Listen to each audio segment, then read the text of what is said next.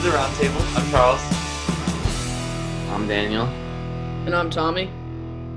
All right, so today we're going to start off with a little bit of the NFL news / Patriots.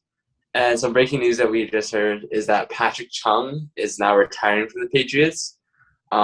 He's been like a long-time Patriots. He's been here for 11 years, and we drafted him in 2009.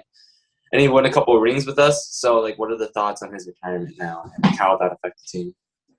I think it would have been better if he stayed another year because we do have a lot of young corners and safeties that could use some of his mentoring and leadership. But we still have McCourty, so that should be good. I don't think it'll impact us too much because with all these signings, we should have a stronger and stronger defense. That one missing piece isn't going to be too drastic. Dan, you have any thoughts? I think it's good.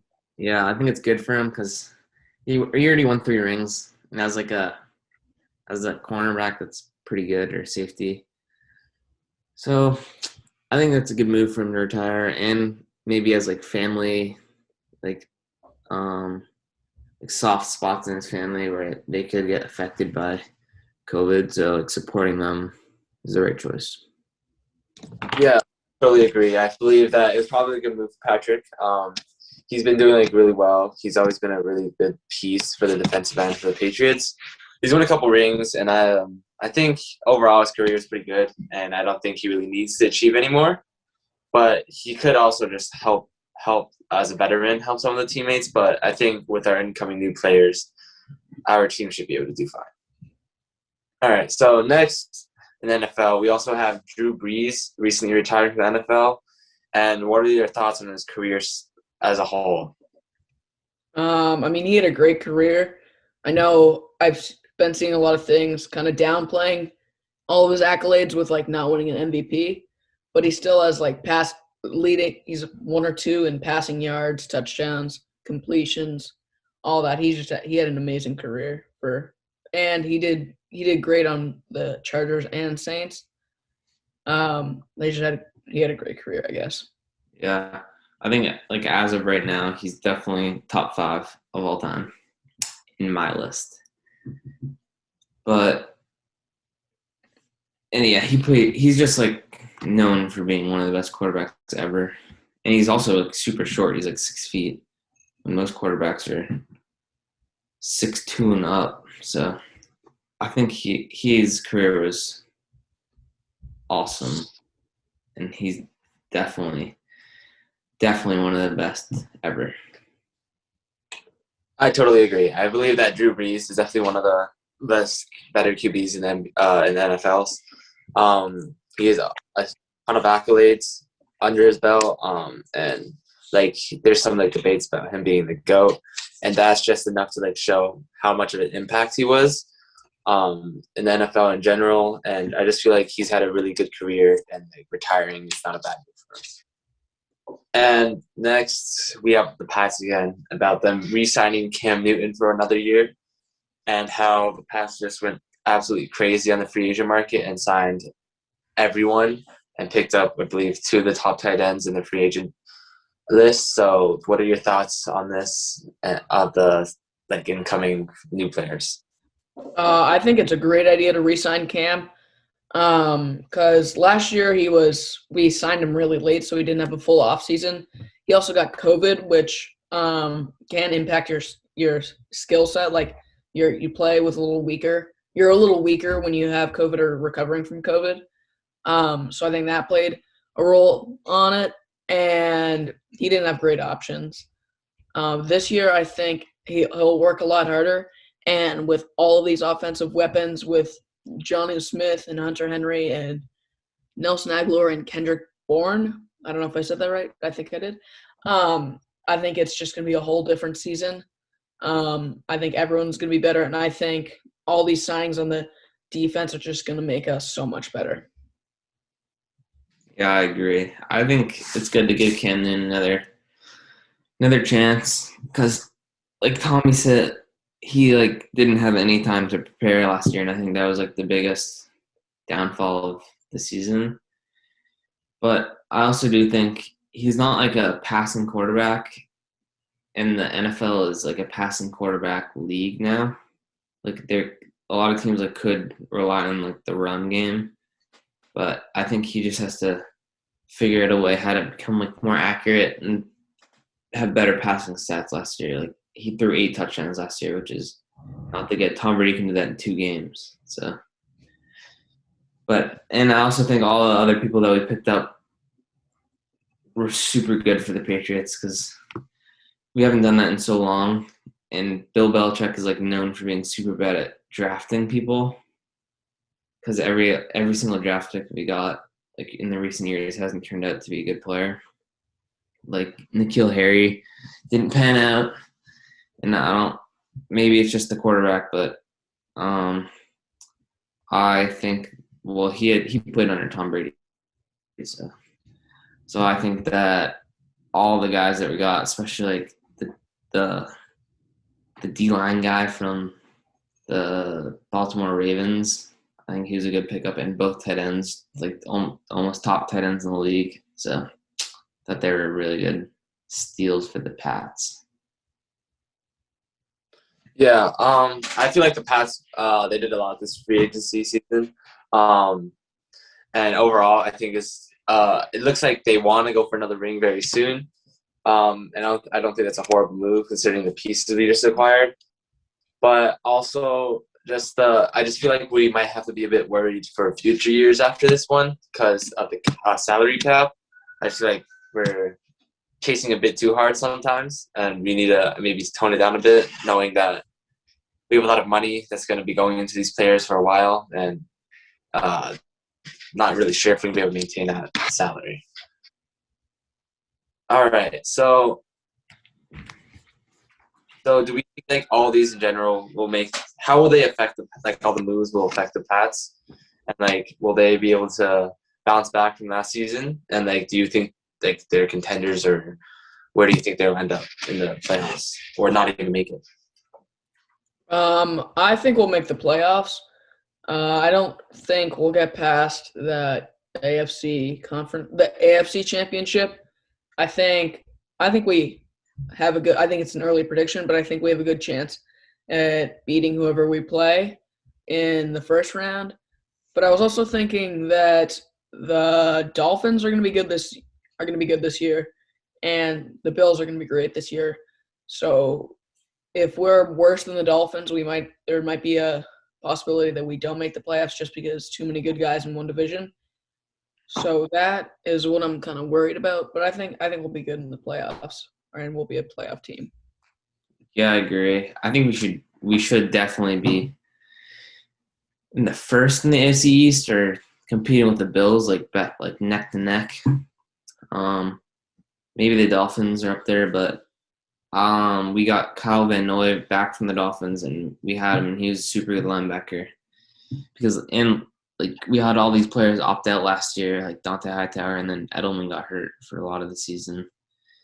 So I think all these players will help us get into the playoffs, but I don't know. It's just a prediction because we went like 7-9 last year, which isn't good at all. So hopefully Cam can lead and turn the team around more than he did last year.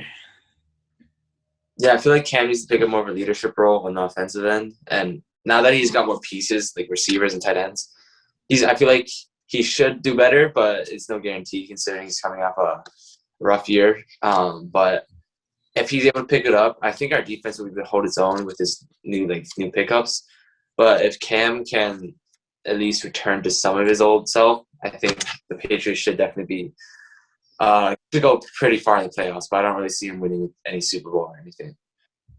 And also, branching off from that question, what are your thoughts on like Cam Newton's career in Boston? Like, how well do you think you do next year with the new pieces that we've acquired? And if he stays healthy, how like good is he going to play? Will he be Pro Bowl caliber or like one of the top QBs in the NFL, or will he be the same as he was last year?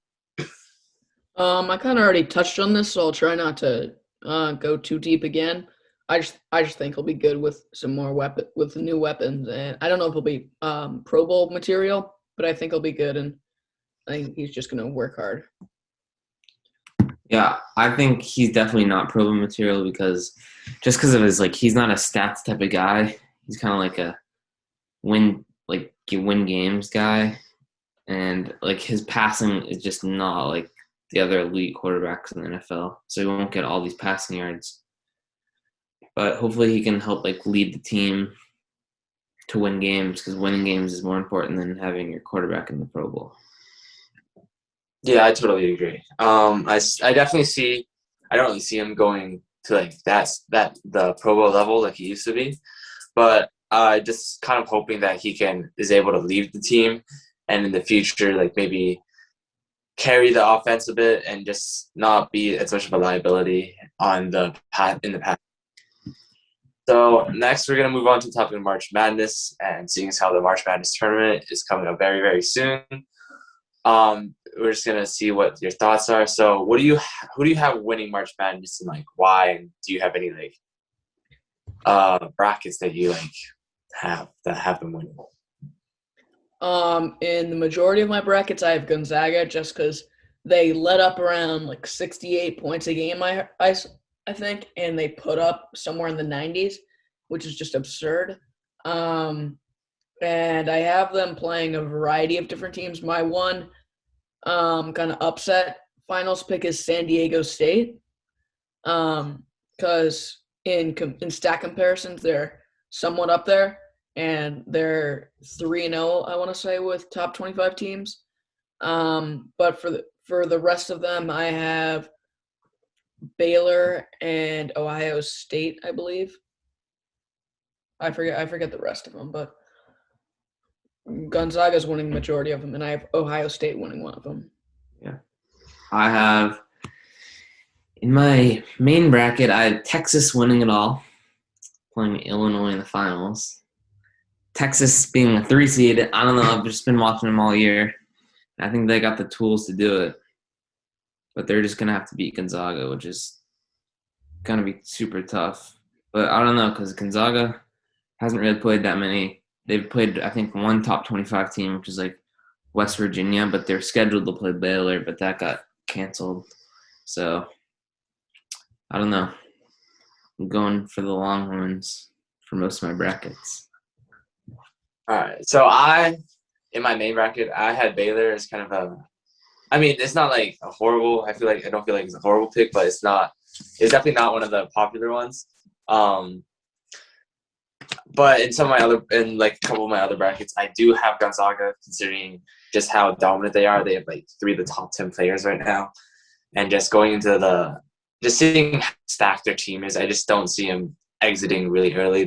I feel like they're locked for the Final Four, so I just don't really see them really losing early. I could definitely see them winning, and then I feel like also Illinois is definitely a threat. They have a really good team, and they're I feel like they could definitely make it really far. And then my underdog story, I have FSU in one of my brackets going to the championship game. I don't know. I just feel there's no real reason to it. I know they're good, but I feel like 2 years ago, I was just a big fan of FSU. Because of that, I just picked them a little bit farther. Okay, and so far in the first round or in general, how many do you see any underdogs making it very far or winning against a high seed coming up? I think a lot of people have Santa Barbara winning their first game and maybe even their second against UVA, and Winthrop beating Villanova. I personally don't think that Winthrop's going to beat Villanova, even though Villanova is missing a player. I still think they'll be good enough to beat Winthrop.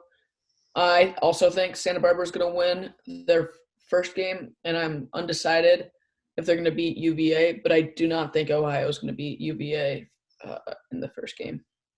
Yeah, I at first had Oregon State beating Tennessee, the 12 seed beating the 5 seed, but then I did some research and I found out that Oregon State isn't. I don't think they're as good as I thought they were going to be. I thought that was going to be an easy sleeper pick, but Colorado beat them a lot of the season, and they just had a lucky, Georgetown, they just had a lucky Pac-12 championship win. So And then I think that Syracuse will beat. Are they playing San Diego State? Yeah. I think they'll beat San Diego State in the first round because they're 2-3 defense. I don't think anyone can like prepare in time. I think that takes like a few games to get used to. So I think that just might be a surprise to them. All right, so for me, I already mentioned this once, but my main underdog story for like going up to like to win it all is definitely FSU. But in the first round, I can definitely see Georgetown beating Colorado in the first round. I just feel like they're coming in hot, and I feel like with the momentum they have, I feel like they can definitely take down Colorado. And then, of course, like Tommy said, I still have the UC Santa Barbara beating Creighton.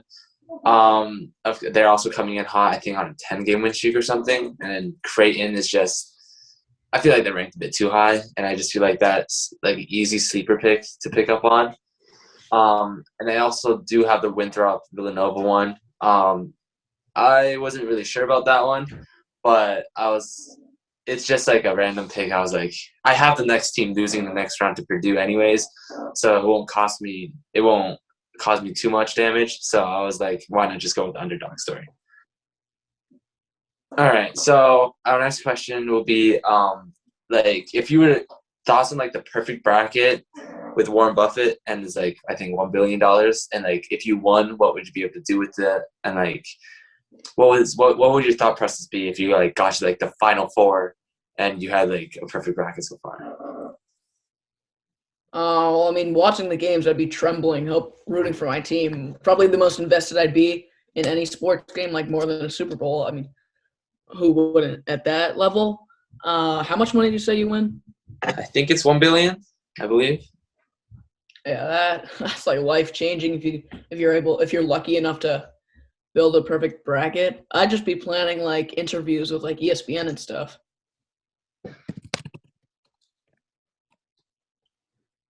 Do you have any thoughts, or I can go first? So I guess my thoughts. I feel like it's definitely gonna be really. If you were to go that far, I feel like it'd be really nerve-wracking.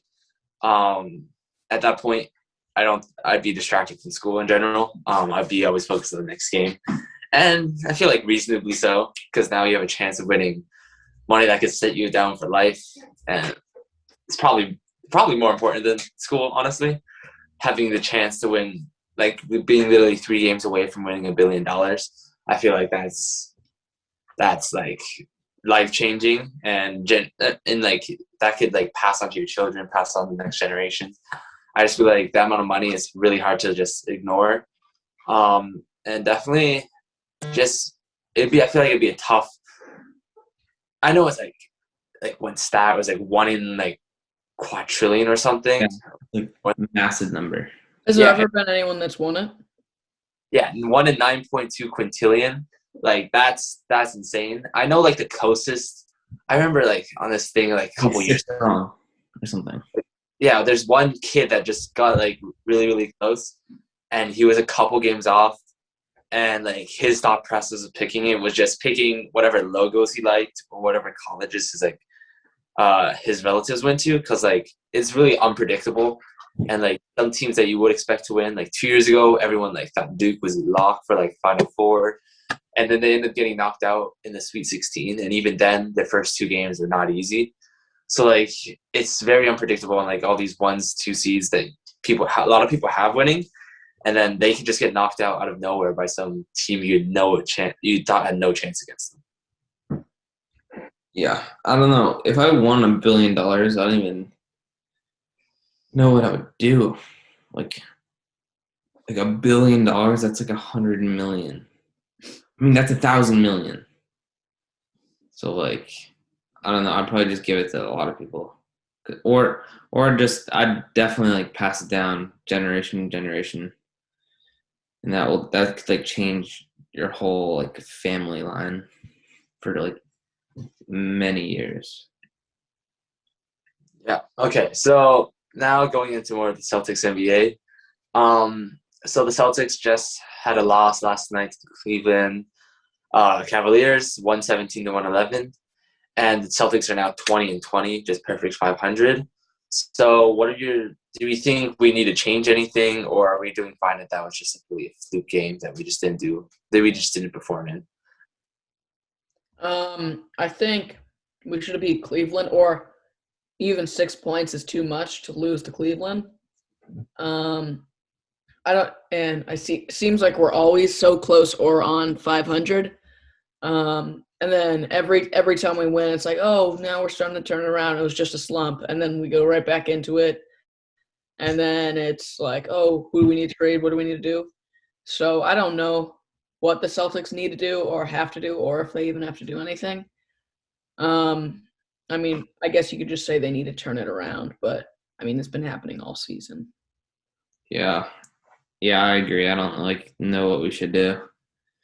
I guess just keep playing and try to win, but nothing's working, and do something in the off season for next year and try to figure it out, because Boston's known for being one of the best basketball towns and teams in the ever. So we gotta try to figure it out somehow. But every team has bad years, so I think this is just one of our bad years. Yeah, I feel like just our expectations for this year were a bit too high considering how well we did in the last year, and I guess we didn't do horribly in the bubble. So I just feel like we need to find somewhere. We need to fill some gaps. I feel like the Celtics need to. I feel like we need to play more. I feel like we're not doing horribly, and a loss against Cleveland, I feel like it wasn't a horrible loss. I mean, they definitely should have won. But watching previous games, I can definitely see us some potential to do pretty well. I just feel like we need to do better on the offensive end and defensive end. I just feel like none of our shots are really falling right now. Tatum and Brown, I know they're definitely carrying the team right now, but I just feel like our team is too dependent on them, and then we just don't really have we don't really have a third option. So I just feel like we need to add more depth to our team and just be able to have other role players that can help out Tatum and Brown. Mm-hmm. I And think our team on paper is so good that our expectations are really too high for them, because we got a lot of pieces, and it just doesn't seem to be working as well as we think it should. yeah, considering we have a 2 All-Star team, and we also have Kemba Walker, who was one of the best point originally. We have some time to figure it out too, because Jaylen Brown and Jason Tatum are on some long year contracts. So yeah. So also next we have some thoughts of how free agency is starting to end, and some trade rumors of the Celtics trying to acquire Harrison Barnes, or how we talked about before last week on leading Marcus Aldridge, and what are our thoughts on that? Is there still rumors that we're getting him? I think there's still rumors that we might get Harrison Barnes. So what is it? What are will he fit the team well, or if we? I don't know Harrison Barnes all that well. He's not a center, right? no, he's just shooting. Yeah. So is he similar to Jeff Teague? Similar to Danny Green. Danny Green. Okay, so I don't know if he'll turn the team around too much, but if he can start hitting his shots, maybe it can influence the people around him and kind of change the tempo. So I guess it could be good to get him. But I would like getting LaMarcus Aldridge for Robert Williams. Yeah. I don't know. I think both Aldridge and Barnes are pretty old. So I don't know if – I guess the Celtics have a super young team. So, they wouldn't be bad because they'd help them out in the long run. But I don't really know if we need to, trade. I think we should just play it out and figure it out as the season goes on. Yeah, I also feel like we should just continue with the season and just don't make really any big changes. We're still developing. We still have some young stars we need to develop, like Robert Williams. And I just feel like over time, our team should be able to get better. And there's no big changes that we need to make immediately. So I just feel like overall, we just need to take some time to develop our team. So also, what are your thoughts? So we all know like how Joel was definitely the front runner for MVP, but recently he has his knee injury in a game. So what are our thoughts of how that will affect this season, and if he's still like the front runner for MVP after his injury? Do you know how long he's out for? I believe it was 2 to 3 weeks.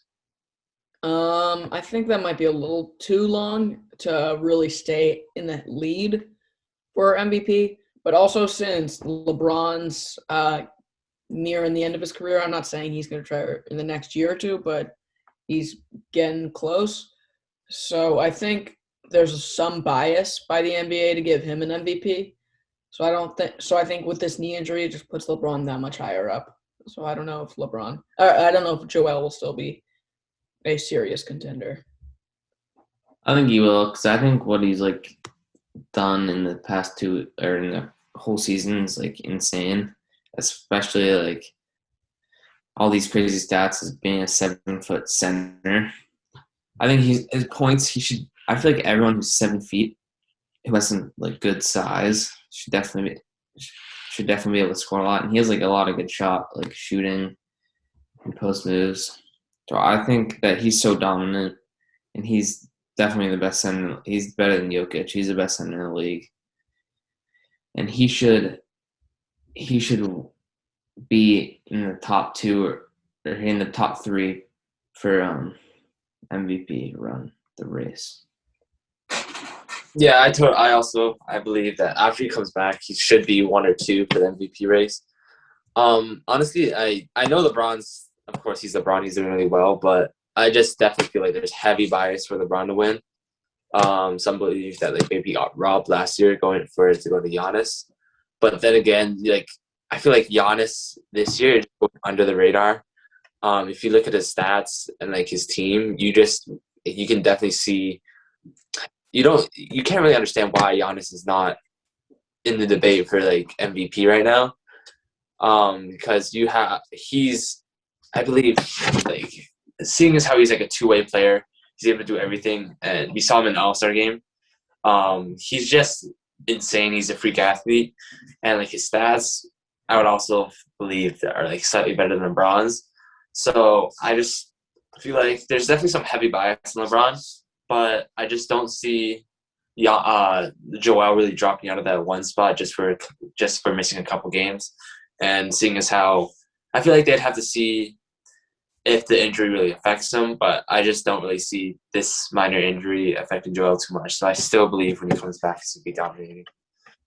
And also, right now in the league, we also have the Miami Heat currently heating up, and they're on a tear right now. And I believe they've won 10 of their last 11 games after Jimmy Butler came back. So do we think that they're going to be able to become real contenders again like they did last year with their team chemistry and stuff? I don't know about contenders, but I think they're showing more promise, and they're kind of reviving what they were last year. So I think they'll be a tough playoff matchup for any team. I don't know if they're necessarily contenders. I think they'll be good further down the road also. Yeah, I don't know. I know they're doing good in the NBA right now. Like they're first in their division, so they've come a long way from being like a 500 team like the Celtics are, and I think the Celtics should definitely start to do what they're doing right now, what the Heat are doing. But they were unexpected to go in the finals of the NBA last year, so I don't know. I think anything can happen with the Heat. Yeah, so you also just look at the Heat roster, and you don't really see any superstars. I mean, you have Jimmy Butler there, who's a great leader for them. And then you have, like, Bam Adebayo, who's a really good rising star, and we have Tyler Hero. But I just don't really – like, I feel like they definitely deserve to be in the playoffs, seeing as how well they're coached and how good their team fits together. I just feel like yeah, again, like I feel like the Celtics, what Dan said, the Celtics need to kind of model their game plan after the Heat, seeing as how you always see how the Heat are like doing really well and how their team chemistry is like doing really well, but you don't really see the same with the Celtics. And I just feel like the Celtics need to find a way to pick themselves up and maybe just have some more fun while playing instead of just being all serious and losing all these what should be easy games. And next we'll be moving to like the Bruins, and we're still at fourth place for our division in the middle of the pack. And do we like think that we need to break up the team and like shake things up for the future? I think we already really touched on this earlier, and I think my answer is the same. I don't think we need to.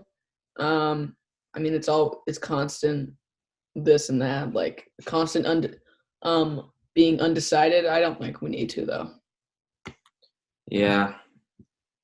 I also agree. I don't think we need to. I think Jason Tatum just needs to be a better leader because he is the leader of the team.